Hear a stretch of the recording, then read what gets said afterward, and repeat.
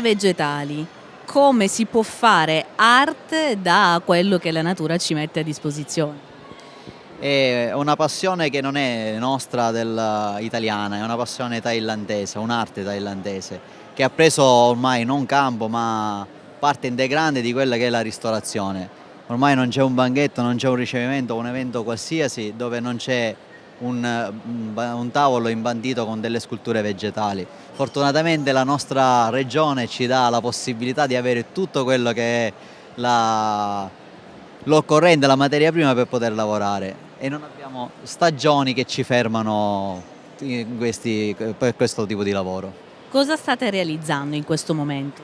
In questo momento c'è la Ilenia Petronio che sta lavorando con uno stiletto Thai, solo stiletto Thai, sta preparando un'anguria, un rosone con un'anguria e abbiamo un po' di difficoltà perché l'abbiamo trovato un pochettino secco dentro, però lei nonostante ciò non si rassegna e sta volendo continuare. E io mi sto preparando un vaso di fiori, c'è un vaso e poi dentro il vaso metteremo tutti i fiori con delle zucchine, rapanelli, carote, patate, vediamo un po' tutto quello che troviamo, creeremo dei fiori e completeremo il vaso.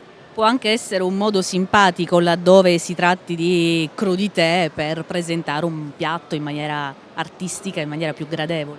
Non solo, spesso e volentieri i bambini sono un po' restii a mangiare quelle che sono verdure e ortaggi e allora con delle barchette di pera e formaggio oppure delle carote a fiore o dei cavolfiori che diventano degli alberi si riesce anche a far mangiare questo tipo di ortaggi ai bambini.